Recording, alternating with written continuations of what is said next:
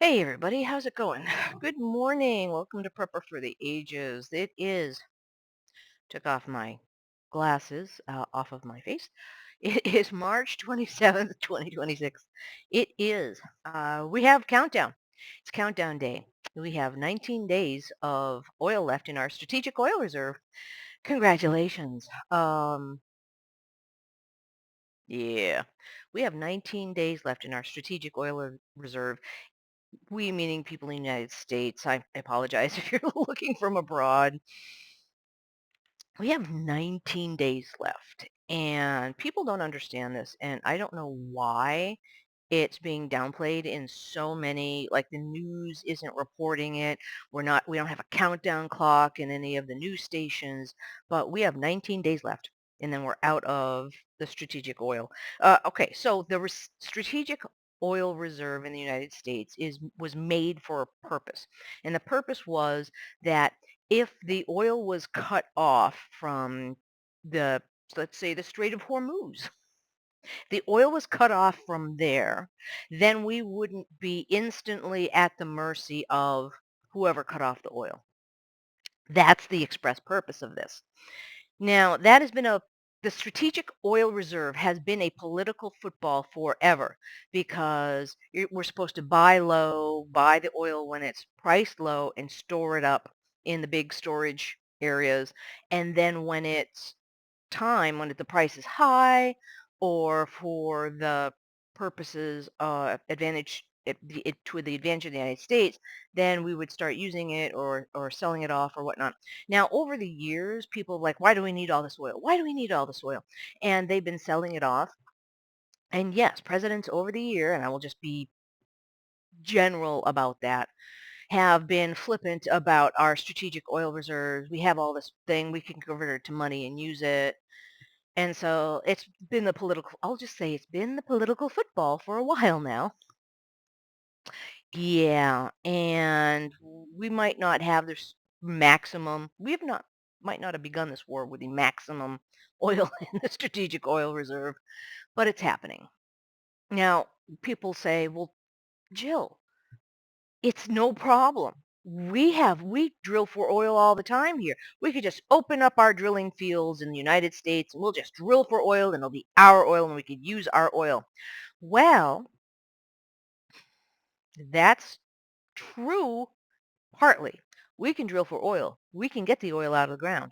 But the problem is the oil that we have here in the United States under our feet isn't the kind of oil that we can use. It's a different type of oil entirely. That's why when times were good, we would take the oil out of the ground and ship it overseas because overseas is where they could use that oil. We can't use that oil. That's not the right type of oil. That's why we go way overseas and have the oil shipped in. You get it now?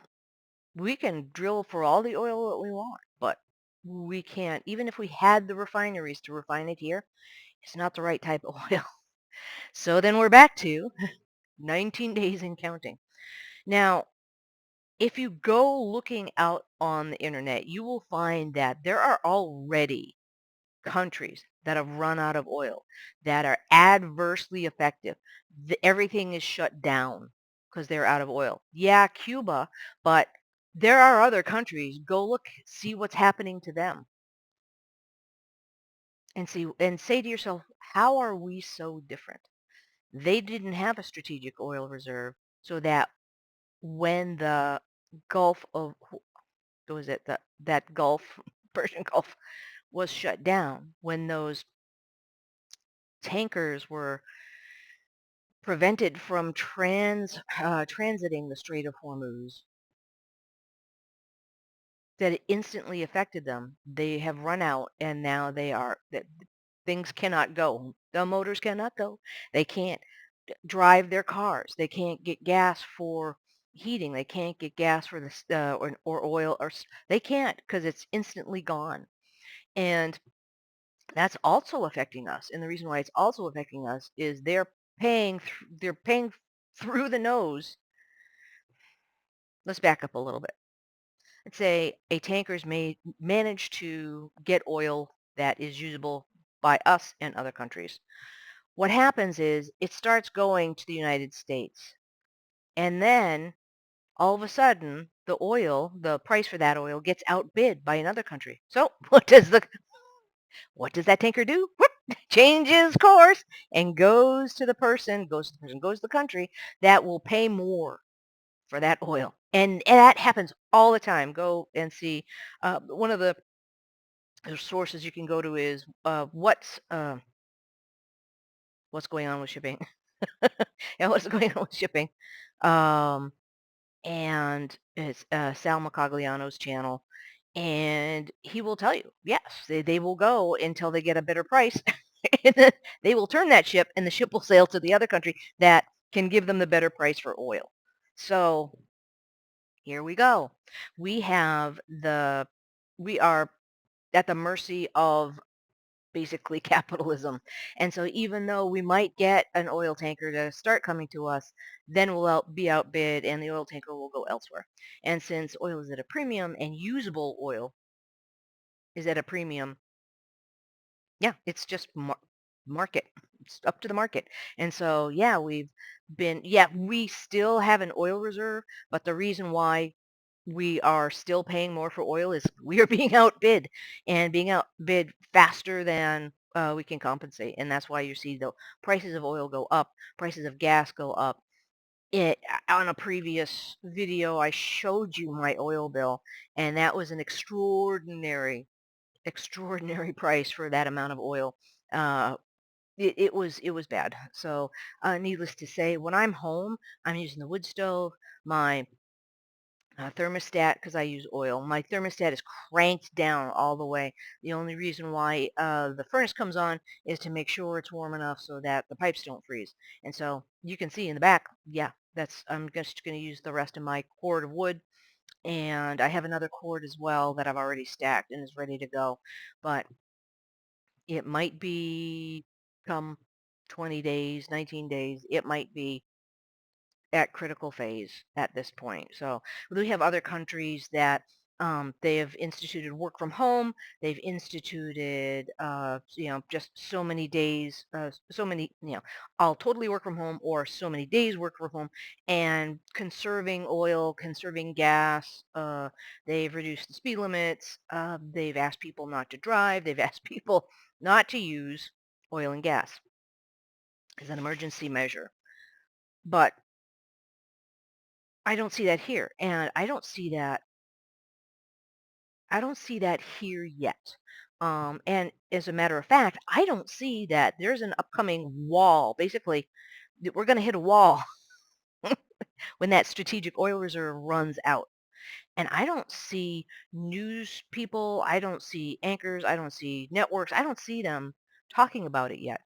And it's big news in Australia. It's big news in other countries. Go find the news sources from other countries. They're talking about it. They're talking about it very, very much so. Um, and here in the United States, if you're not from the United States, it's been kind of radio silence.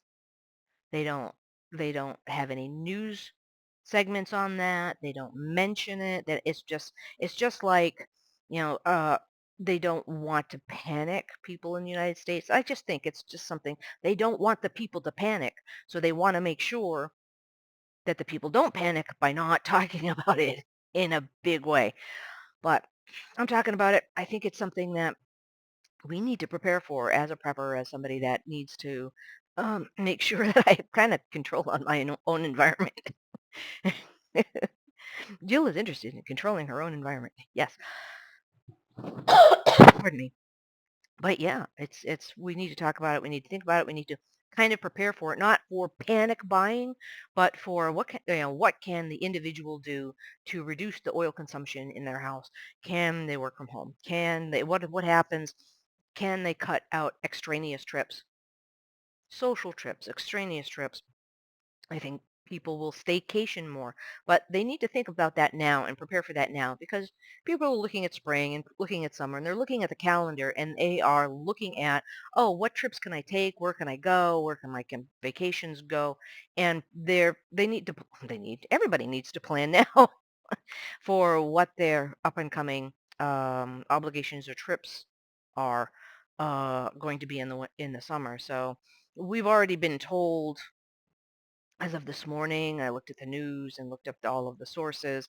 We've been told this isn't going to end. This war isn't going to end anytime soon, and because of the shenanigans that's going on with that, it's not in my circle of control. That's not my circle of influence, but I can see the downstream effects that we're about to have, and I can totally envision uh, the media shutdown on this. Don't panic. Let's make sure that they don't see the brick wall that's coming at it, and we're going at full speed towards that brick wall. Oh, but we won't let them panic. Oh, they don't want to know. They don't. I want to know. So that's why I'm out on the internet looking at all these other countries going through this stuff. And the answers that I've gotten are not satisfactory. Of, oh, this will never happen to us because, well, that's not satisfactory because, oh, we'll just drill. And it just keeps on coming back to, oh, we have oil in this country under our feet, we'll just drill. That's not the oil that we can use. It's a different kind of oil. But it comes back to, oh, no, don't worry, don't worry, don't worry. No, that'll never happen. And I'm one of those people that I'm not a Cassandra, but I can draw the map pretty good. And I'm one of those people that I say, well, this is going to happen. People don't, nah, nah, that'll never happen. And then it happens and people go, no one could ever imagine that would happen. So yeah, I'm in quality assurance. I can envision. Yeah, it's my professional, it's my professional opinion because I can envision this happening. I hope it doesn't. I really do. I really do. I hope it does not happen. I hope I'm wrong. But what are the odds? And that's my professional job. What are the odds that that'll happen? What are the odds that customer will click this? What are the odds that the program will do that? What are the odds? Yeah, the odds are greater than zero. Anyway, okay. I will get off my soapbox. So anyway, I'll go back to my chicken videos. But I just thought it was something that was important enough to have people talk about and start thinking about, even if it's in the back of your head. Start thinking about it. Okay, well, thank you for being my therapist. It's greatly appreciated. Meetings coming up today. I have stuff going on, and yeah, just keep on.